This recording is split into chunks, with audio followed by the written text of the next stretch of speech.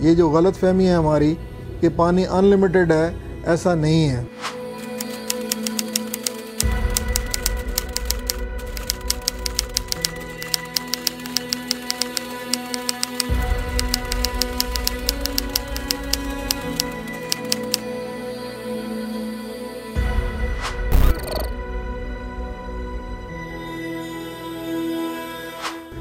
Actually Pakistan जब 1947 में पाकिस्तान को इंडिपेंडेंस मिली, या इस तरह कहें कि जब इंडिया और पाकिस्तान दोनों सेपरेट हुए, तो टेरिटरी तो सेपरेट हो गई, लेकिन जो वाटर रिसोर्स सिस्टम था वो तो बेसिकली दोनों कंट्रीज़ में शेयर्ड था और कनेक्टेड था। ज़्यादातर बल्कि सारे ही जो रिवर्स थे वो इंडिया से ओरिजिनेट होके, या कुछ इंडस जैसे रिवर है वो चाइना में ओरिजिनेट होता है, फिर इंडिया में फ़्लो करता है और इंडिया से वो पाकिस्तान की टेरिटरी में आता है। तो ये सारे रिवर्स इंडिया से पाकिस्तान में फ़्लो कर रहे थे। तो अब इसमें इशू ये था कि इंडिपेंडेंस के फ़ौरन बाद ये वाटर के ऊपर इंडिया और पाकिस्तान के कॉन्फ्लिक्ट्स शुरू हो गए, और एक 1948 में एक छोटे पैमाने की जंग भी हुई पाकिस्तान और इंडिया के दरमियान। और आगे चल के ये ख़दशा था कि ये कॉन्फ्लिक्ट और बढ़ सकता है, और दोनों के अंदर, दोनों मुल्कों के अंदर जो कि अभी बिल्कुल नई स्टेट्स हैं, उनके अंदर स्टेबिलिटी के इश्यूज़ रहेंगे। तो इसके ऊपर फिर बातचीत शुरू हुई कि किसी तरीके से दोनों मुल्कों का जो शेयर्ड वाटर्स हैं, इनका कोई ऐसा मुआहदा हो जाए दोनों मुल्कों के दरमियान कि ये दोनों के लिए ही फ़ायदेमंद हो और दोनों अपनी इकॉनमीज़ में इन पानियों को इस्तेमाल कर सकें। अब ज़ाहिर सी बात है कि इंडिया और पाकिस्तान के दरमियान जो तनाज़े की जो कैफियत थी, वो दोनों आपस में मिल के इस बात को तय करना उनके लिए मुमकिन नहीं था। तो उस स्टेज पर इंटरनेशनल एजेंसीज जिसमें वर्ल्ड बैंक जो लीडिंग था वो सामने आया, और उसने इंडिया और पाकिस्तान के सरबराहान को बिठा के और उनको ये कहा कि आप लोग एक दूसरे के साथ कोई एक मुआहदा करें, जिसके अंदर अगर कोई फाइनेंशियल सपोर्ट रिक्वायर्ड होगी इस मुआहदे को पाया तकमील तक पहुंचाने के लिए, तो वो फंडिंग, वो पैसों की जो इमदाद है वो वर्ल्ड बैंक प्रोवाइड करेगा। तो 1960 में वर्ल्ड बैंक के जिसे कहे कि सालसी के किरदार के वजह से इंडिया और पाकिस्तान के दरमियान एक मुआहदा तय पाया।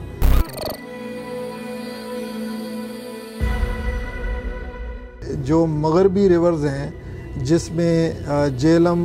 इंडस और चिनाब हैं, ये इनके पानी के ऊपर सारे का सारा पाकिस्तान का राइट होगा, जबकि जो मशरकी रिवर्स हैं जिनमें सतलुज, ब्यास और रावी हैं, इनके पानियों के ऊपर सारे का सारा इंडिया का हक होगा। तो ये वो मुआहदा है जिसको हम सिंतास मुआहदा या इंडस वाटर्स ट्रीटी कहते हैं, जिसके ज़रिए हमने रिवर्स के पानियों को तकसीम कर दिया दो मुल्कों के दरमियान। तो अब उस मुआहदे के रूह से वो ये है कि इंडिया, जो रिवर्स इंडिया से पाकिस्तान में आ रहे हैं, उनके ऊपर कोई भी ऐसे स्ट्रक्चर्स नहीं बना सकता जो पानी को रोकें या पानी को स्टोर करें इंडिया के अंदर। तो इसके अलावा अगर कोई वाटर डेवलपमेंट ऐसी हो जिसके अंदर पाकिस्तान का पानी रुक ना रहा हो, वो उनको उसमें उसकी इजाज़त है। और ये साल से ये मुआहदा चल रहा है, और उस वक्त के जो हमारे ज़िम्मेदारान थे हमारे मुल्क के और जो एक्सपर्ट्स थे वाटर के, वो समझते हैं कि उस वक्त के लिहाज से इससे बेहतर मुआहदा नहीं किया जा सकता था।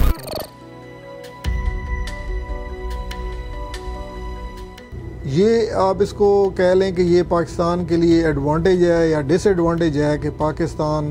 अपनी जो उसके पहले दिन से ही एक एग्रेरियन इकॉनमी है, और इसके अंदर जो मोर देन 70% जो लेबर फोर्स है वो डायरेक्टली और इनडायरेक्टली वो एग्रीकल्चर से रिलेट करती है। इकॉनमी का मोर देन 20% जो जीडीपी का जो पार्ट है वो हमारा एग्रीकल्चर से आता है। तो उस एग्रीकल्चर को सस्टेन करने के लिए ऑब्वियसली पानी की ज़रूरत है। पानी जो है वो उन्हीं 3 दरियाओं से आना है, और फिर वेस्टर्न साइड पे जो हमारा अफ़गानिस्तान से जो काबुल रिवर आता है वहाँ से पानी आता है। तो प्लस जो हमारे नॉर्थ में जो पहाड़ हैं काराकोरम के जो ग्लेशियर्स हैं उनके पिघलने से, वहाँ पे जो सीजनल स्नो होती है उसके पिघलने से जो पानी आता है, तो इन सारे पानियों से ही हम अपने खेतों तक पानी पहुँचाते हैं। पाकिस्तान इस पर डिपेंड करता है। पाकिस्तान के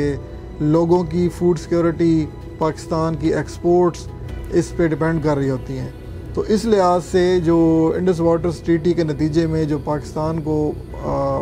मगरबी दरियाओं से पानी मिल रहा है, वो पाकिस्तान की लाइफ लाइन है बेसिकली।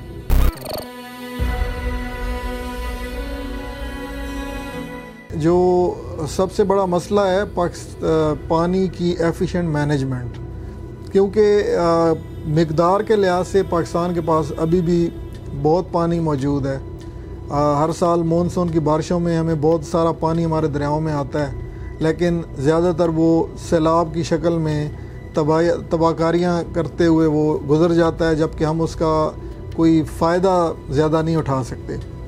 और उसकी एक वजह यह भी है कि हमारे पास बड़ी स्टोरेजेस कम हैं, बड़े डैम्स हमारे पास कम हैं, तो उस पानी को हम स्टोर नहीं कर पाते कि हम उसको रोक लें और फिर हम उस टाइम के लिए उसको रख लें जब हमारे पास बारिशें ना हो रही हों या दरियाओं में पानी कम हो, तो हम उस पानी को रिलीज़ करके अपने एग्रीकल्चर को सस्टेन कर सकें। तो ऐसा निज़ाम ना होने की वजह, और फिर जो हमारा वाटर डिस्ट्रीब्यूशन नेटवर्क है जो कि कैनाल्स और डिस्ट्रीब्यूटरीज और वाटर कोर्सेज़ के ऊपर मुश्तमिल है, उसके अंदर पानी का बाज़ जगहों पे जो ज़िया है, जो उसके सीपेज के लॉसेस हैं पानी के, वो बहुत ज़्यादा हो रहे हैं, जिसकी वजह से जितना पानी किसी डैम से या बैराज से उस कैनाल के अंदर रिलीज़ किया जाता है, उसका आप कहें कि 40 से 50% उसका वो बेसिकली सीपेज लॉसेस की वजह से ज़ाया हो जाता है और वो फील्ड तक पहुंच नहीं पाता। तो ये तो वो मसाइल हैं कि जो चलते आ रहे थे काफ़ी टाइम से, और मैनेजमेंट के अंदर खामियों की वजह से, जो सिस्टम है, जो रिस्पॉन्सिबल ऑर्गेनाइजेशंस हैं, उनके अंदर उनकी कुछ कोताहियों की वजह से इनका हमें सामना हो रहा था और हमारे जो लोग हैं वो इससे सफ़र हो रहे थे। लेकिन रिसेंट टाइम्स में एक नया फिनोमिना क्लाइमेट चेंज की शक्ल में इमर्ज हुआ है, और उसके बढ़ने की वजह से बहुत सारे और मौसमियाती तब्दीलियाँ आ रही हैं, जिसमें बारिशों का जो पैटर्न है वो चेंज हो रहा है, जिसमें ग्लेशियर पिघलना शुरू हो गए हैं, और कई इलाकों में जो है वो ड्राउट या खुश्कसाली की सूरत हाल सामने आ रही है। तो इन मसाइल ने हमारे जो पहले से पानी के मसाइल थे उनमें इजाफ़ा कर दिया है। पाकिस्तान का जो पानी के जो बेतहाशा मसाइल जो पहले से थे, क्लाइमेट चेंज ने उनके अंदर और इजाफ़ा कर दिया है। अब हमारी फ़सलों की पानी की ज़रूरियात बढ़ चुकी हैं, तो अब हमें उन फसलों को जो पहले, जैसे मैंने बताया कि हम जो पानी बैराजेस से और डैम्स से उनके लिए भेजते थे, उसमें से 40 से 50% वो ज़ाया हो जाता था। अब फसलों की ज़रूरत पहले से बढ़ चुकी है, तो अब हमें अपने इस सिस्टम को अर्जेंटली इतना एफिशिएंट बनाना है कि किसी भी फसल को उसके सही टाइम पे सही मिकदार में पानी मुहैया किया जा सके, वरना ये मुस्तकबिल में हमारे लिए यहाँ पे खुराक की फराहमी के बहुत बड़े मसाइल इस मुल्क में पैदा हो सकते हैं।